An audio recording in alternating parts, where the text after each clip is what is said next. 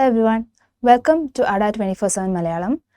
നമ്മൾ ഇവിടെ ഇപ്പോൾ കഴിഞ്ഞ ക്ലാസ്സിൽ പഠിച്ചത് ബയോട്ടിക് കമ്പോണൻസിനെ കുറിച്ചാണ് എക്കോളജിയിൽ, അല്ലേ?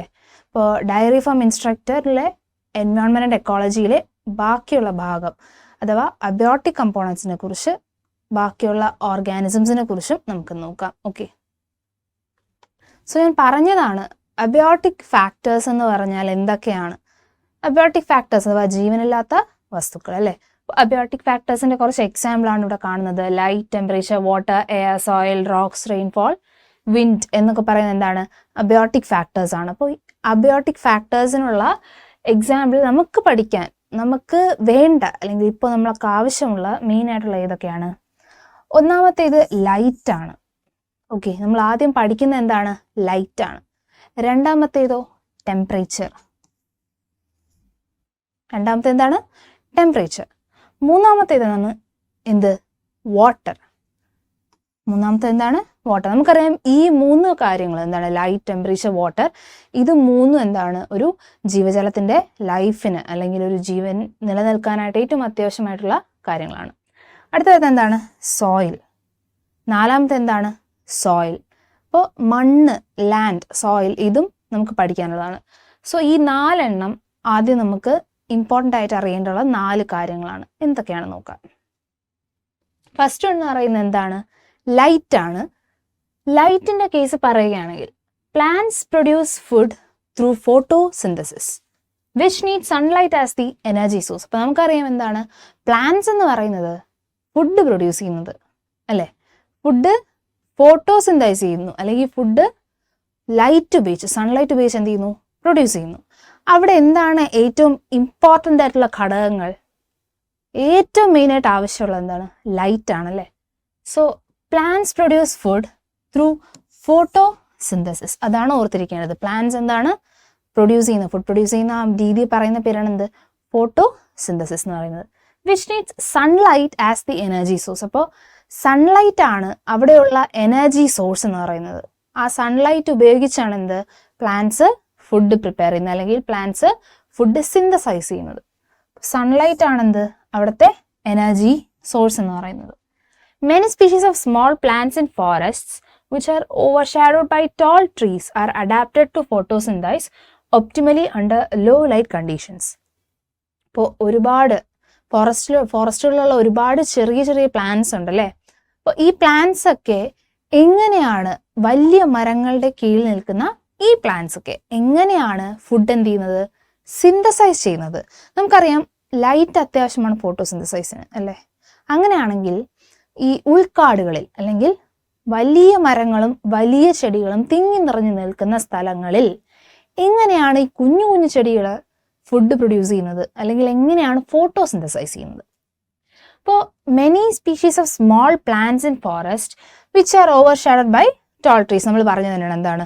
വലിയ മരങ്ങൾ കവർ ചെയ്ത് നിൽക്കുന്ന കുഞ്ഞു ചെടികൾ, ഇവയെ ഫോട്ടോസിന്തസൈസ് ചെയ്യാൻ അഡാപ്റ്റ് ചെയ്യപ്പെട്ടിരിക്കുന്നു, അല്ലേ? എങ്ങനെയാണ് അഡാപ്റ്റ് ചെയ്തിട്ടുള്ളത്? ഒപ്റ്റിമലി ആണ്. അതായത് ലോ ലൈറ്റ് കണ്ടീഷനിൽ പോലും, ലോ ലൈറ്റ് ആയിട്ടുള്ള കണ്ടീഷൻ, ലോ ലൈറ്റ് എന്ന് പറഞ്ഞാൽ സൺലൈറ്റ് തീരെ കിട്ടാത്ത കണ്ടീഷനിൽ പോലും ഇവ എന്താണ്?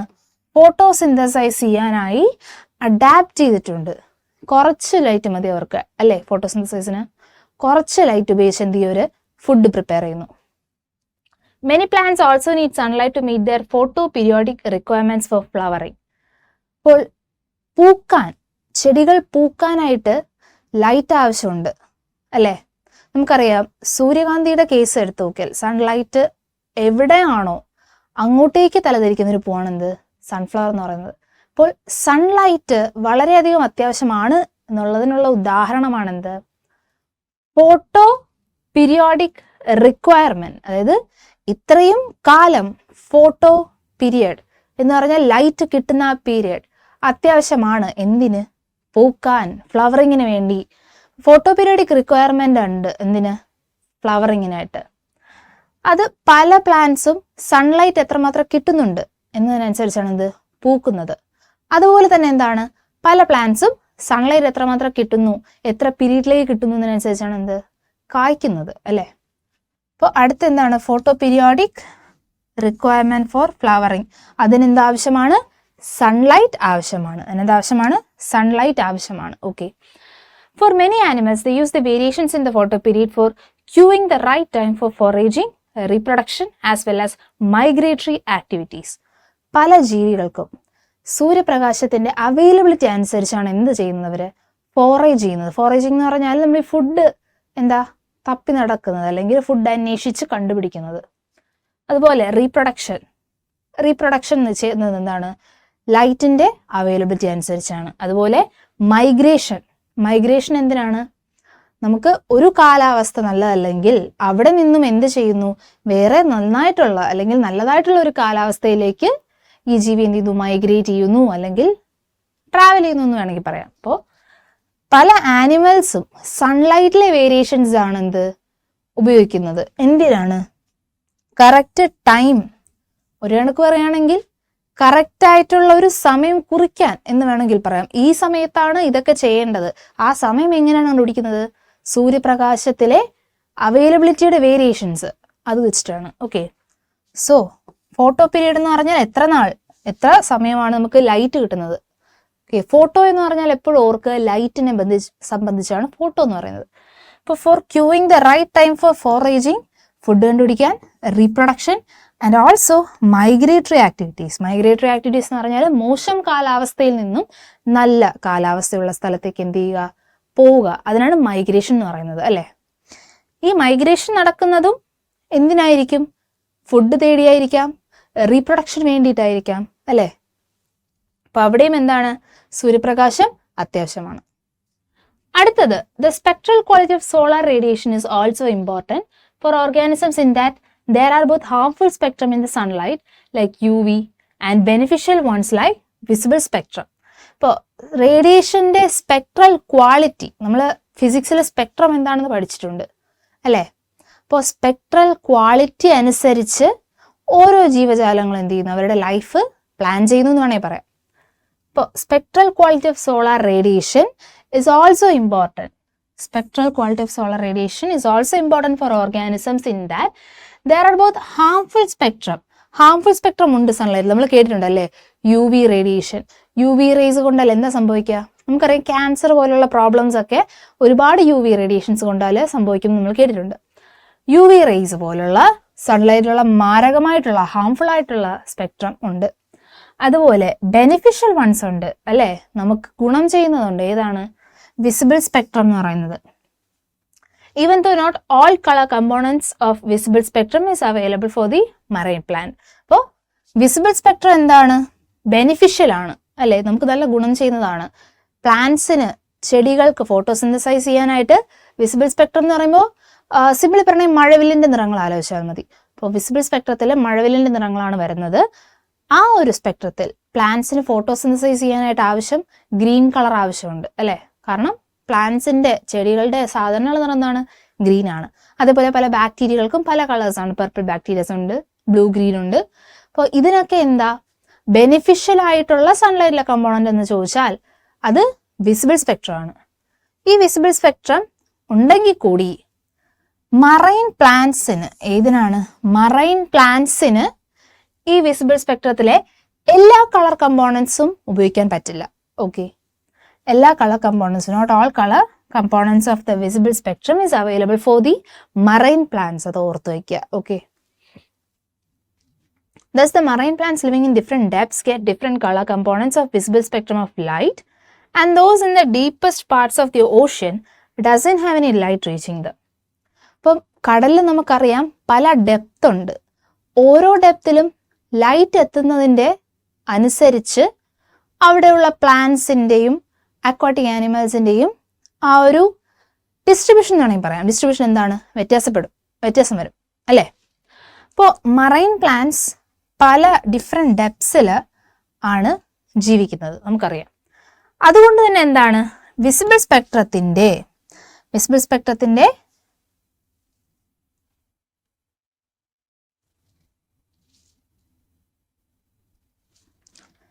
അതുകൊണ്ട് തന്നെ എന്താണ് വിസിബിൾ സ്പെക്ട്രത്തിൻ്റെ ഡിഫറെൻറ്റ് കളർ കമ്പോണൻസ് ആണ് എന്ത് കിട്ടുന്നത്.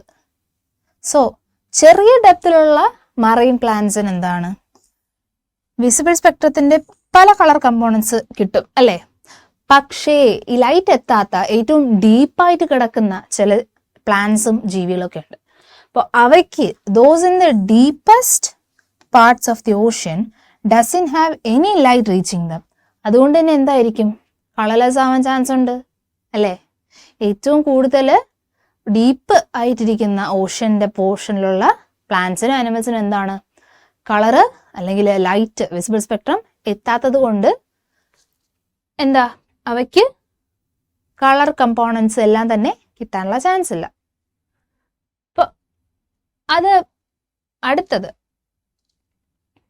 ലൈറ്റ് പറഞ്ഞു, നമ്മൾ ലൈറ്റിൻ്റെ ഇമ്പോർട്ടൻസ് പറഞ്ഞു. ഇനി അടുത്ത ഏതാണ് വരുന്നത്? ടെമ്പറേച്ചർ ആണ് അടുത്ത് വരുന്നത്. എന്താണ് ടെമ്പറേച്ചർ? അപ്പോൾ ടെമ്പറേച്ചർ എന്ന് പറഞ്ഞാൽ one of the most ecologically relevant environment factor. ഓർത്തിരിക്കുക, മോസ്റ്റ് എക്കോളജിക്കലി റെലവൻ്റ് ആയിട്ടുള്ള ഒരു എൻവയോൺമെന്റൽ ഫാക്ടറാണ് എന്ത്? ടെമ്പറേച്ചർ എന്ന് പറയുന്നത്. അപ്പോൾ അതിനർത്ഥം ടെമ്പറേച്ചർ ഇല്ലെന്നുണ്ടെങ്കിൽ, ചൂടില്ലെന്നുണ്ടെങ്കിൽ നമ്മുടെ ലാൻഡ് എന്തായിരിക്കും? നമ്മുടെ ഭൂമി എന്തായിരിക്കും? ഫ്രോസൺ ആയിരിക്കും അല്ലേ? കംപ്ലീറ്റ്ലി ഫ്രോസൺ ആയിരിക്കും.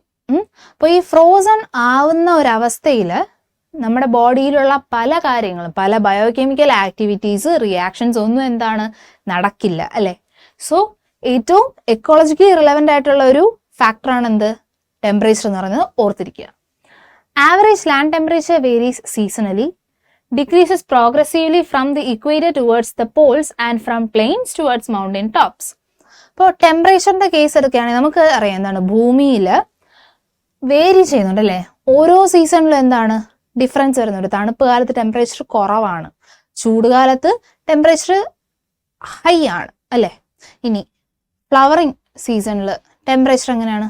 പൊതുവേ സ്പ്രിംഗ് സീസണിൽ കുഴപ്പമില്ലാത്ത ടെമ്പറേച്ചറാണ്. ഇനി സീസണിൽ എന്താണ്? വേരിയേഷൻ വരാൻ ടെമ്പറേച്ചർ അല്ലേ?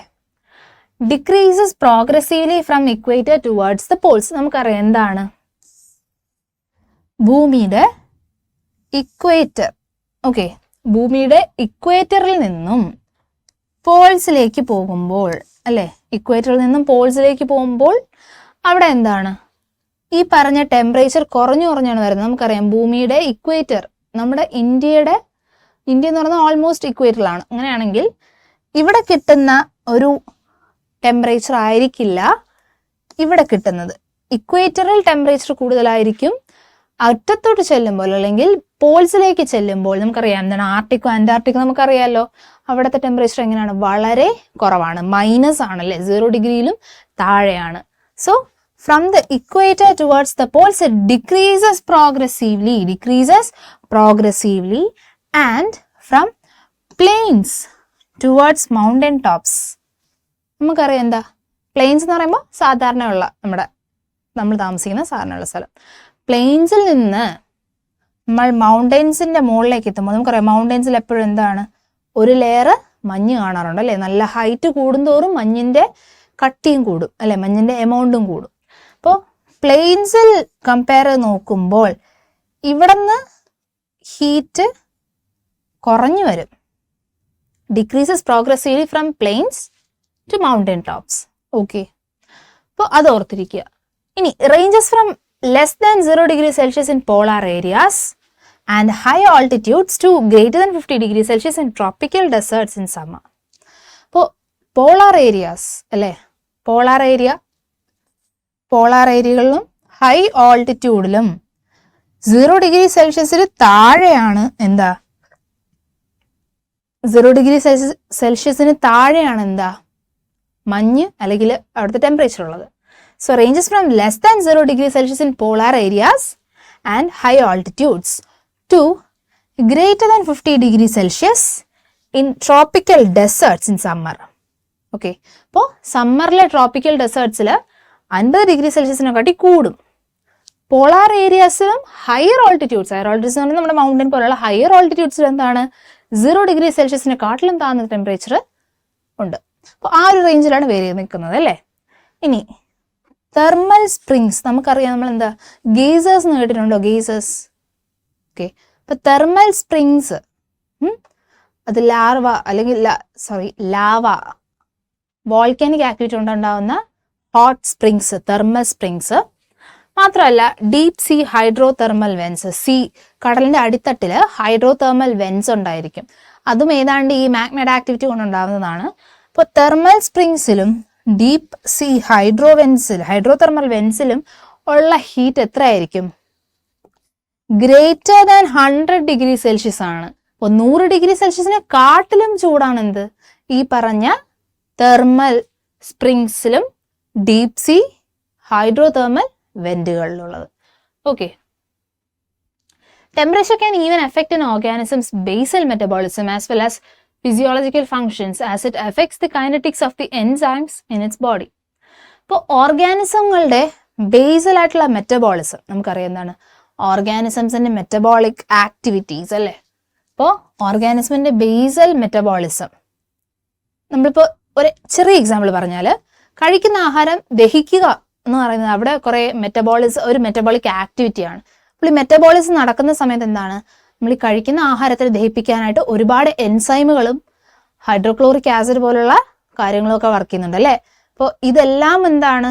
ഒരു മെറ്റബോളിക് ആക്ടിവിറ്റി തന്നെയാണ്. അപ്പോൾ ഓർഗാനിസമിന്റെ ബേസിക് ആയിട്ടുള്ള ഒരു മെറ്റബോളിസവും മാത്രമല്ല ഫിസിയോളജിക്കൽ ഫങ്ഷൻസ് എന്താണ്? എൻസൈംസിന്റെ കൈനറ്റിക്സ് അല്ലെങ്കിൽ എൻസൈംസിന്റെ വർക്ക് ചെയ്യുന്ന സ്പീഡ്, അതിനെ വരെ എഫക്റ്റ് ചെയ്യാൻ എന്തിന് സാധിക്കും? ടെമ്പറേച്ചറിന് സാധിക്കും. നമ്മുടെ ബോഡിയിൽ നിന്നല്ല, ആനിമൽസിന്റെ ബോഡിയിലായാലും നടക്കുന്ന എൻസൈമുകളുടെ വർക്ക്, എൻസൈമുകളുടെ ആക്ഷൻ, മാത്രമല്ല എന്താ മെറ്റബോളിസം, ബേസിക് മെറ്റബോളിസം, ഇതിനെല്ലാം എന്താണ്? ടെമ്പറേച്ചറിന് എഫക്റ്റ് ചെയ്യാൻ കഴിയുമെന്നാണ് പറയുന്നത്. ഓക്കെ. അടുത്തത് 2 തരത്തിലുള്ള ഓർഗാനിസംസിനെ കുറിച്ചാണ് പറയുന്നത്. 2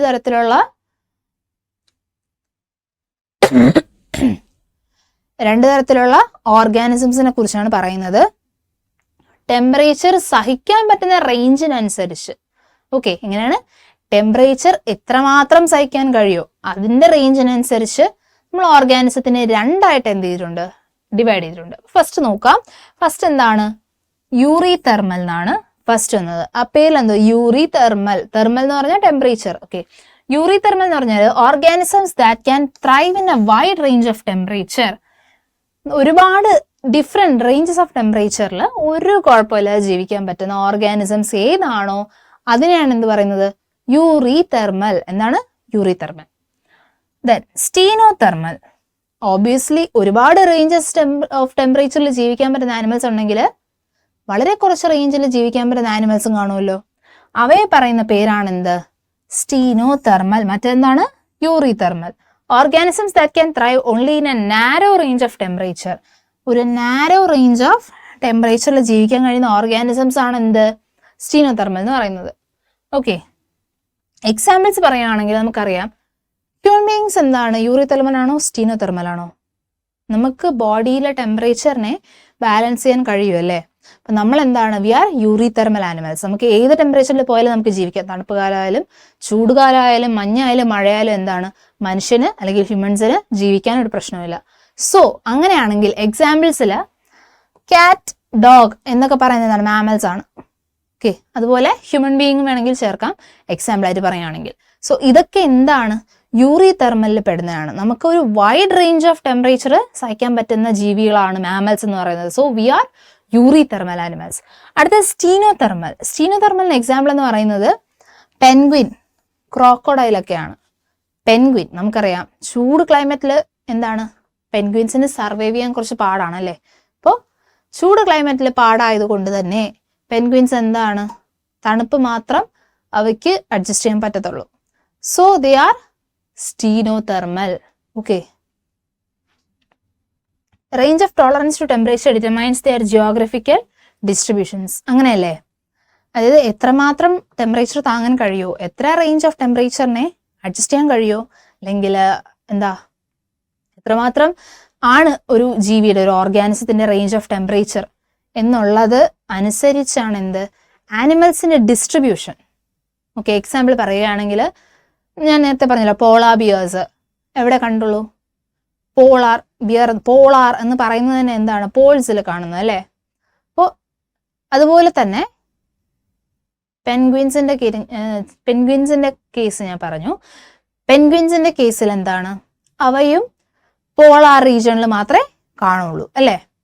മറിച്ച് നമ്മൾ ഹ്യൂമൻ ബീങ്സിന്റെ കാര്യം എടുത്താൽ എവിടെ വേണോ അവർ ജീവിക്കും അല്ലേ. അതുപോലെ ഡോഗുകളില്ലാത്ത വേൾഡിന്റെ ഒരു പ്ലേസും ഇല്ലെന്ന് വേണമെങ്കിൽ പറയാം. ഡോഗ്സ്, ക്യാറ്റ്സ് പോലുള്ള മാമൽസ് ഇല്ലാത്ത അല്ലേ.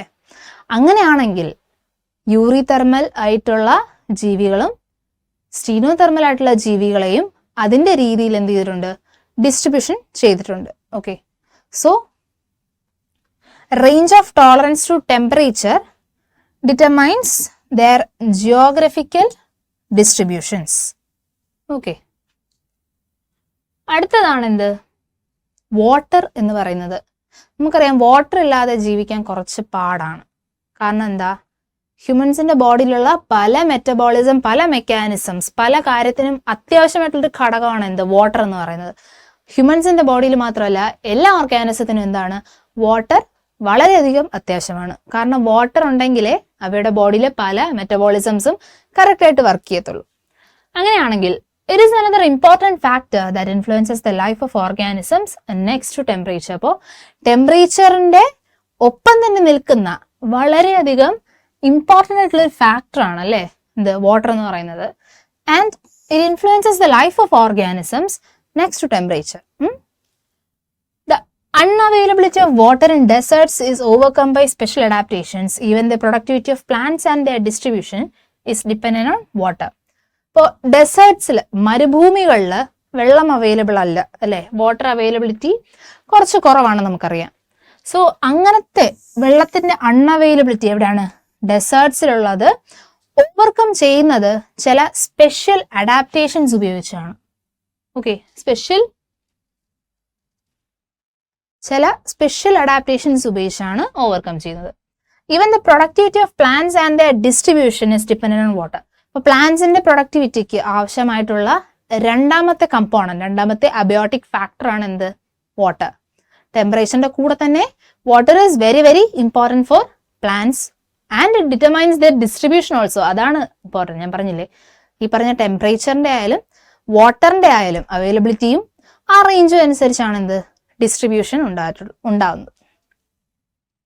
Aquatic organisms also face problems related to quality of water. അപ്പോൾ അക്വാട്ടിക് ഓർഗാനിസംസ്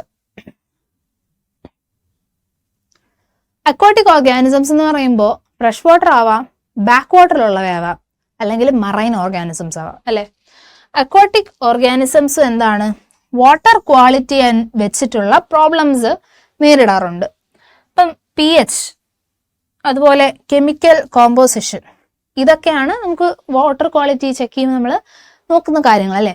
അപ്പോൾ pH, കെമിക്കൽ കോമ്പോസിഷൻ, ഇതുപോലെയുള്ള പ്രശ്നങ്ങൾ സിമ്പിളായിട്ട് പറയുകയാണെങ്കിൽ ഒരു ഫ്രഷ് വാട്ടർ ഫിഷിനെ എടുത്ത് ഉപ്പുവെള്ളത്തിൽ അല്ലെങ്കിൽ മറൈൻ വാട്ടറിൽ, ഉപ്പ് മാത്രമല്ല ഉള്ളത്, ഒരുപാട് കമ്പോണൻസ് അതിനകത്തുണ്ട്. സോ ഒരു മറൈൻ വാട്ടറിനകത്ത് ഇട്ടാൽ അത് സർവൈവ് ചെയ്യോ? ഇല്ല. കാരണം അത് ഫ്രഷ് വാട്ടർ ഫിഷാണ്. അതൊരിക്കലും എന്താണ്, ഈ വാട്ടർ അല്ലെങ്കിൽ മറൈൻ വാട്ടറിന്റെ ക്വാളിറ്റി ആയിട്ട് അതിന് അഡ്ജസ്റ്റ് ചെയ്യാൻ പറ്റില്ല.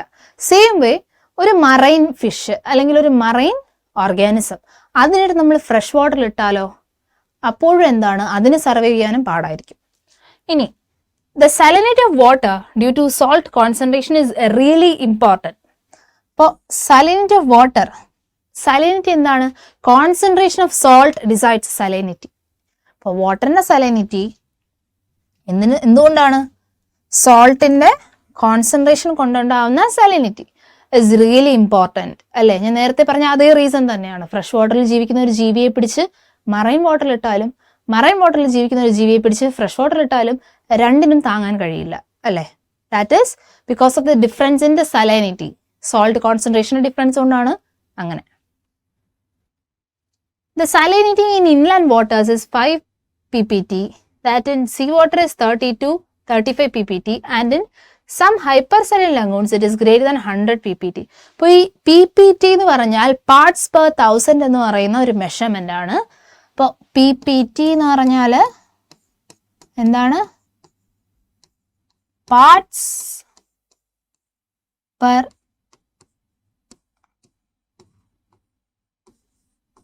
1000. ഓക്കെ, പാർട്സ് പെർ 1000 ആണ് ppt എന്ന് പറയുന്നത്. ഇൻലൻഡ് വാട്ടേഴ്സ് സിംപ്ലി പറയുകയാണെങ്കിൽ ഫ്രഷ് വാട്ടർ, അതിലെ സോൾട്ട് കോൺസെൻട്രേഷൻ എത്രയാണ്? 5 parts per 1000, 5 ppt വരെ വരാം. ഇനി സീ വാട്ടർ അല്ലെ മറൈൻ വാട്ടറിന്റെ എത്രയാണ്? 30 to 35 ppt ആണ്. അതായത് ഒരു പാർട്ടിനെ 1000 പാർട്ടായിട്ട് ഡിവൈഡ് ചെയ്താൽ, ഒരു പാർട്ട് വെള്ളം എടുത്തിട്ട് തന്നെ 1000 ആയിട്ട് ഡിവൈഡ് ചെയ്താൽ അതിൽ 35 പാർട്ടോളം എന്തായിരിക്കും? 35 പാർട്ട് വരെ സോൾട്ടിന്റെ കോൺസെൻട്രേഷൻ ഉണ്ട് എന്നുള്ളതാണ്. അല്ലെങ്കിൽ 30 മുതൽ 35 പാർട്ട് വരെ എന്താണ്?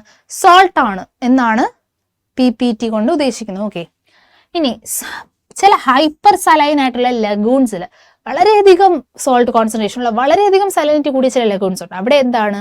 ഗ്രേറ്റർ ദാൻ 100 ppt, 100 ppt-യെക്കാട്ടിലും കൂടുതൽ എന്താണ്? സലൈനിറ്റി ഉണ്ട്. ഇനി നമ്മൾ നേരത്തെ ടെമ്പറേച്ചറിന്റെ കാര്യത്തിൽ യൂറി തെർമലും സ്റ്റീനോ തെർമലും പറഞ്ഞ പോലെ തന്നെ സലൈനിറ്റിയുടെ കാര്യത്തിൽ യൂറി ഹാലൈൻ ആൻഡ് സ്റ്റീനോ ഹാലൈൻ ആയിട്ട് ഓർഗാനിസംസിനെ ഡിവൈഡ് ചെയ്തിട്ടുണ്ട്. പേര് കേൾക്കുമ്പോൾ തന്നെ അറിയാം എന്താണ് യൂറി ഹാലൈൻ എന്ന് പറഞ്ഞാൽ. ഒരു wide range of salinity tolerate ചെയ്യാൻ പറ്റുന്ന ജീവികൾ ഏതാണോ അതാണെന്ത്? യൂറി ഹാലൈൻ. അപ്പൊ യൂറി ഹാലൈൻ എന്ന് പറഞ്ഞാൽ എന്താണ്? It can tolerate wide range of salinity അല്ലേ? ഉദാഹരണം സാൽമൺ, ഹെറിങ് എന്ന് പറയുന്ന 2 തരം മീനുകളാണ്, സാൽമൺ ആൻഡ് ഹെറിങ്. ഈ 2 മീനുകൾക്കും എന്താണ്? അവർ യൂറി ഹാലൈൻ ആണ്. ഒരുപാട് റേഞ്ചസ് ഓഫ് ഒരുപാട് ഡിഫറെന്റ് ടൈപ്സ് ഓഫ് സലൈനിറ്റി അവർക്ക് അഡ്ജസ്റ്റ് ചെയ്യാൻ പറ്റും. അടുത്തത് സ്റ്റീനോ ഹാലൈൻ എന്ന് പറഞ്ഞാൽ എന്താണ്? നേരത്തെ പറഞ്ഞ പോലെ വളരെ നാരോ റേഞ്ച് ഓഫ് സലൈനിറ്റി മാത്രം താങ്ങാൻ കഴിയുന്ന, വളരെ narrow range of salt content മാത്രം അഡ്ജസ്റ്റ് ചെയ്യാൻ കഴിയുന്നതാണെന്ത്? Stenohaline. Organisms that can tolerate only narrow range of എന്താണ്? സലൈനിറ്റീസ്. അതാണ് എക്സാമ്പിൾ എന്താണ്? ഗോൾഡ് ഫിഷ്, നമ്മുടെ ഗോൾഡ് ഫിഷ്, സ്വർണ്ണ മത്സ്യം. അതുപോലെ ഹാഡക്, മറൈൻ വാട്ടർ. ഗോൾഡ് ഫിഷിന് എന്താണ്? ഫ്രഷ് വാട്ടറിൽ നമ്മൾ ഗോൾഡ് ഫിഷിനെ പിടിച്ചിട്ടാലും അത് സർവൈവ് ചെയ്യും അല്ലേ? അതുപോലെ ഹാഡക് എന്ന് പറയുന്ന മീൻ എന്താണ്? അതിന് മറൈൻ വാട്ടറിൽ മാത്രമേ സർവൈവ് ചെയ്യാൻ കഴിയൂ, ഫ്രഷ് വാട്ടറിൽ പിടിച്ചിട്ടാലും ചത്തുപോകും. ഗോൾഡ് ഫിഷിനും അതുപോലെ തന്നെ സലൈൻ വാട്ടർ, അതായത് സീ വാട്ടറിൽ പിടിച്ചിട്ട് ഗോൾഡ് ഫിഷും ചത്തുപോകും അല്ലേ? During many osmotic problems, they may face many of the freshwater animals cannot survive in sea water. നേരത്തെ പറഞ്ഞാൽ എന്താണ്? പല ഓസ്മോട്ടിക് പ്രോബ്ലംസ് കാരണം aquatic organisms, fresh water aquatic organisms face ചെയ്യാവുന്ന പല ഓസ്മോട്ടിക് പ്രോബ്ലംസും കാരണം ഫ്രഷ് വാട്ടർ ജീവികൾ എന്താണ്? മറൈൻ വാട്ടറിൽ സർവൈവ് ചെയ്യില്ല, cannot survive in sea water എന്നാണ്. ഓക്കെ, അടുത്ത് നോക്കാം. അടുത്തെന്താണ്? സോയിലാണ്. ഞാൻ പറഞ്ഞു 4 എണ്ണമാണ് നമ്മൾ ഇമ്പോർട്ടൻ്റ് ആയിട്ട് പഠിക്കുന്നത് അല്ലേ? അതിൽ ഏതൊക്കെയാണ്? Light, temperature, water. 4ാമത്തേതാണ്? Soil. The nature and properties of the soil in different places differs based on certain factors such as the climate, the weathering process, the soil is transported or sedimentary, etc. അപ്പോൾ സോയിലിന്റെ quality അല്ലെങ്കിൽ സോയിലിന്റെ നേച്ചറും പ്രോപ്പർട്ടിയും ഒക്കെ പല സ്ഥലത്തും പലതാണ്. അതിന് കാരണം എന്താണ്?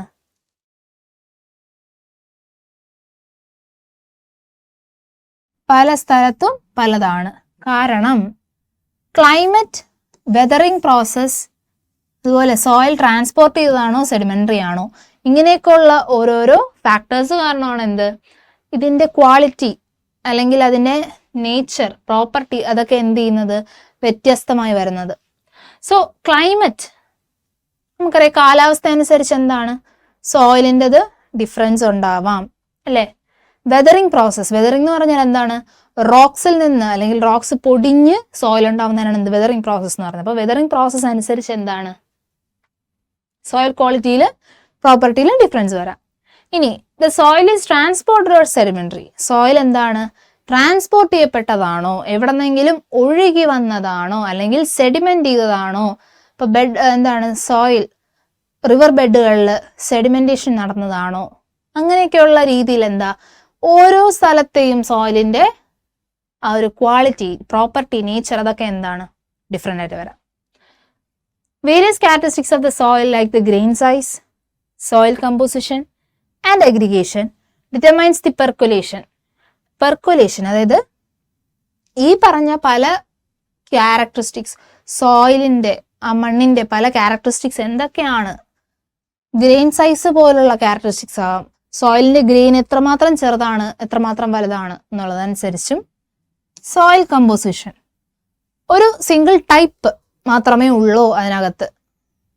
Okay, soil composition അനുസരിച്ച് ഇപ്പം സാൻഡി സോയിലാണോ അല്ലെങ്കിൽ സെഡിമെന്ററി ആണോ അങ്ങനെ പല പല ടൈപ്പ് ചേർന്നതാണോ എന്നതിനനുസരിച്ചും. ആൻഡ് അഗ്രിഗേഷൻ, സോയിൽ അഗ്രിഗേഷനും എന്താണ്, പെർക്കുലേഷനെ ഡിറ്റർമൈൻ ചെയ്യുന്നു. പെർക്കുലേഷൻ എന്ന് പറഞ്ഞാൽ വാട്ടർ ഹോൾഡിംഗ് കപ്പാസിറ്റി അല്ലെങ്കിൽ പെർക്കുലേഷനും വാട്ടർ ഹോൾഡിംഗ് കപ്പാസിറ്റിയും എന്ത് ചെയ്യുന്നു, ഡിറ്റർമൈൻ ചെയ്യുന്നു. പെർക്കുലേഷൻ എന്ന് പറഞ്ഞാൽ എന്താണ്, the rate at which water moves through A soil. ഏത് സ്പീഡിലാണോ ഈ വാട്ടർ സോയിലിൽ കൂടെ മൂവ് ചെയ്യുന്നത് അല്ലേ. അപ്പൊ സോയിലിന് വാട്ടർ അബ്സോർബ് ചെയ്തെടുക്കാനുള്ള ആ ഒരു കഴിവെന്ന് വേണമെങ്കിൽ പറയാം പെർക്കുലേഷന്. എത്ര സ്പീഡിലാണോ സോയിലിൽ കൂടെ വാട്ടറിന് മൂവ് ചെയ്യാൻ കഴിയുന്നതെന്ന് പെർക്കുലേഷൻ. അതുപോലെ തന്നെ water holding capacity of the soil, എന്തുമാത്രം വാട്ടർ ഈ സോയിലിന് ഹോൾഡ് ചെയ്യാൻ കഴിയുന്നുള്ളതനുസരിച്ചിട്ടാണ് എന്ത്, സോയിലിന്റെ പെർക്കുലേഷനും വാട്ടർ ഹോൾഡിംഗ് കപ്പാസിറ്റിയും ഒക്കെ ഡിറ്റർമൈൻ ചെയ്യുന്നത്.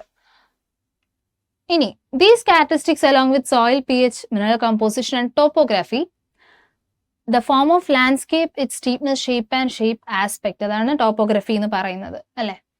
So variations in topography can create variations in temperature, moisture and exposure to sun and wind. So ഇത്രയും കാര്യങ്ങൾ എന്താണ്, സോയിലിന്റെ pH, മിനറൽ കോമ്പോസിഷൻ, ടോപ്പോഗ്രഫി, ഈ 3 കാര്യങ്ങളാണ് എന്ത്, it determines the vegetation formed in that area along with the type of animals that can live there. ഈ 3 കാര്യങ്ങൾ, സോയിലിന്റെ pH, അതിലുള്ള മിനറൽസിന്റെ കോമ്പോസിഷൻ, അതിന്റെ ടോപ്പോഗ്രഫി.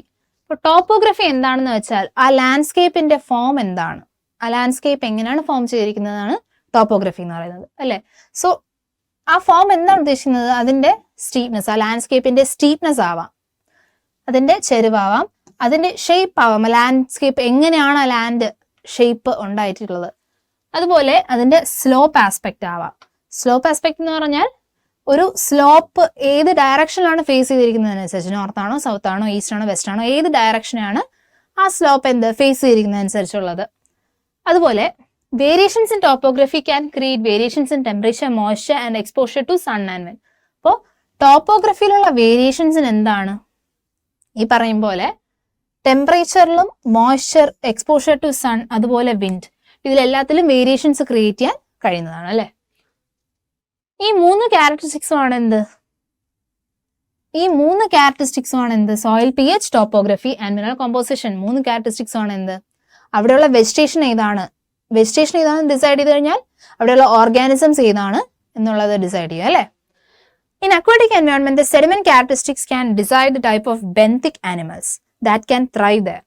ഇപ്പോൾ അക്വാട്ടിക്, ഒരു മറൈൻ അല്ലെങ്കിൽ ഒരു ഫ്രഷ് വാട്ടർ അക്വാട്ടിക് ആ ഒരു എൻവയോൺമെന്റിൽ ദ സെഡിമെന്റ് ക്യാരക്ടറിസ്റ്റിക്സ്, ആ സോയിലിന്റെ സെഡിമെന്റേഷൻ ക്യാരക്ടറിസ്റ്റിക്സ് ആണ് എന്ത് ഡിസൈഡ് ചെയ്യുന്നത്, ഏത് ടൈപ്പ് ബെന്തിക് ആനിമൽസ് ആണ് അവിടെ ത്രൈവ് ചെയ്യാൻ കഴിയുന്നത്.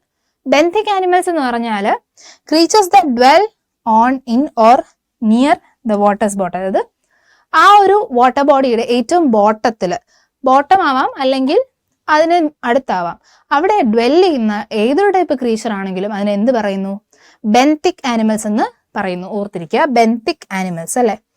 And these benthic animals can thrive there based on the sedimentary characteristics of the soil. ഇനി ഇമ്പോർട്ടൻസ് ഓഫ് എക്കോളജിയാണ്. എക്കോളജിയുടെ ഇമ്പോർട്ടൻസിനെ കുറിച്ചാണ് നമ്മൾ നോക്കാൻ പോകുന്നത്. എക്കോളജി എന്തുകൊണ്ടാണ് ഇമ്പോർട്ടൻറ്റ്, എന്തുകൊണ്ടാണ് നമ്മളിത് പഠിക്കേണ്ടി വരുന്നത്, എന്തിനാണ് പഠിക്കുന്നത്. So it helps in understanding the need to conserve the environment. അപ്പോൾ എൻവയോൺമെന്റിനെ കൺസേർവ് ചെയ്യണം എന്നതൊരു ആവശ്യമാണല്ലേ.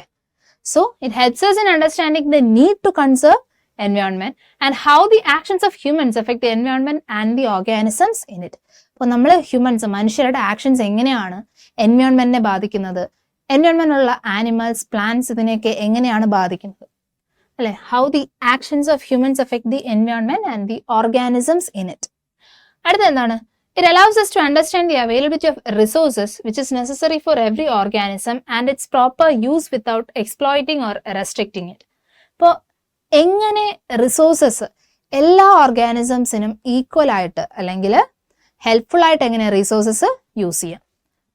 ആൻഡ് അതിൻ്റെ proper use without exploiting or restricting it. ഈ റിസോഴ്സസിനെ എക്സ്പ്ലോയിറ്റ് ചെയ്യാതെ റെസ്ട്രിക്റ്റ് ചെയ്യാതെ എല്ലാവർക്കും ഈക്വൽ ആയിട്ട് ആവശ്യത്തിനനുസരിച്ച് എങ്ങനെ യൂസ് ചെയ്യാം എന്നുള്ളതാണ് അടുത്തൊരു ഇമ്പോർട്ടൻസ് എന്ന് പറയുന്നത്. മൂന്നാമത്തേത്, it helps us to understand about the conservation of energy resources for future needs. അപ്പോൾ ഭാവിയിലത്തെ ആവശ്യത്തിന് വേണ്ടിയിട്ട് എനർജി റിസോഴ്സസ് എങ്ങനെ നമുക്ക് കൺസേർവ് ചെയ്യാം എന്നതിനെ കുറിച്ച് പഠിപ്പിച്ചു തരുന്നു എക്കോളജി അല്ലേ. നമ്മൾ സൂര്യൻ്റെ സൺലൈറ്റ് അല്ലെങ്കിൽ വാട്ടർ അതൊക്കെ എന്താണ് നമ്മൾ കൺസേർവ് ചെയ്ത്, സൺലൈറ്റ് എന്ന് പറയുന്നത് ഒരു എനർജി റിസോഴ്സ് ആണ്, സോളാർ അല്ലേ.